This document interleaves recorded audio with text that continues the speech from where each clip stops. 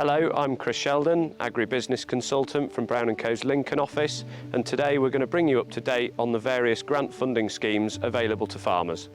Many of the schemes that we have now started out life while we were still in the EU's Common Agricultural Policy, and what's really changed is the name. What's actually happening behind the scenes hasn't changed, and the targeted themes that the schemes fund hasn't really changed either. So we just need to break it down into what we want to apply for and how much we want to apply for, and then we can choose a scheme that fits. So the first scheme I'm going to introduce to you is the Farming Equipment and Technology Fund.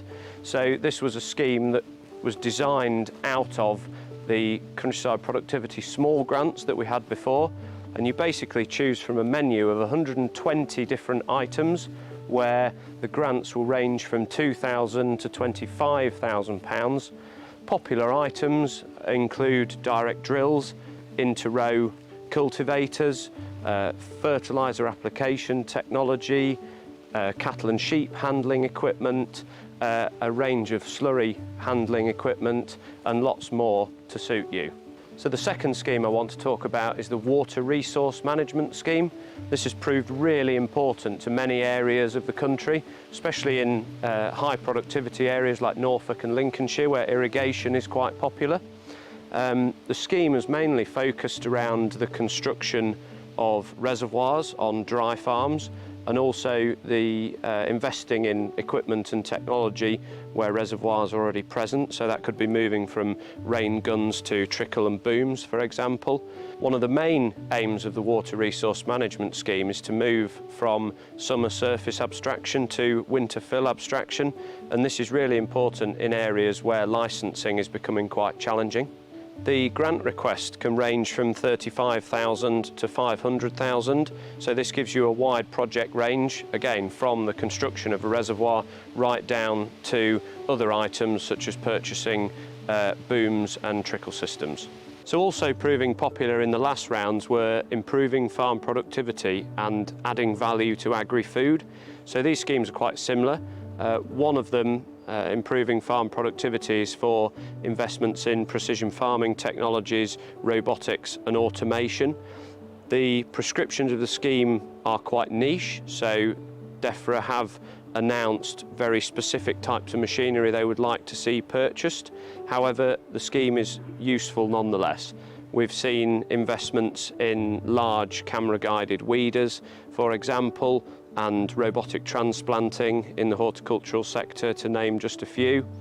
And in the adding value to agri-food scheme, we can apply for anything that is upscaling the supply chain of an agricultural product. So that could be sorting grain, processing meat, processing milk, vegetables, anything along those lines. Grants for both of those schemes are £35,000 to £500,000, and again, both closed at the moment, but we expect them to reopen in the autumn. So changing tactics slightly, there's two schemes which are again very niche. So the first is Farming in Protected Landscapes. So this is for areas of outstanding natural beauty, and the grants are very similar to the old Leader scheme that we used to have.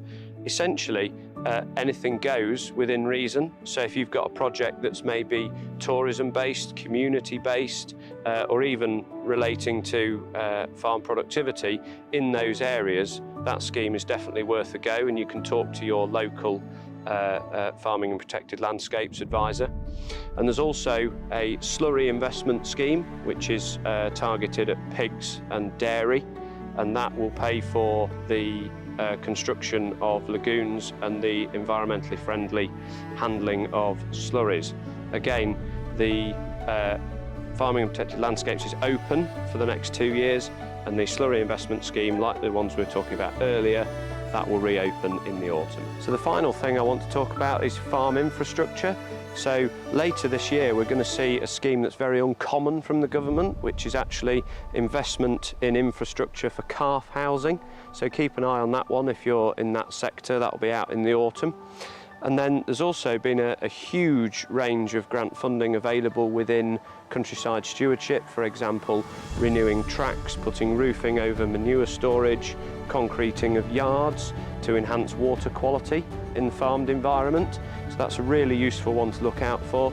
Then also fencing, gates, hedgerow planting and hedgerow gapping up have been really popular, and you can see some of that behind us here. So hopefully that's given you the names of a few schemes to look out for from this autumn. So during the previous rendition of all of these grant schemes, Brown&Co have advised on and been successful with over £30 million worth of grant funding at a 98% success rate. So contact any of the local offices early and discuss your project with one of the agribusiness teams.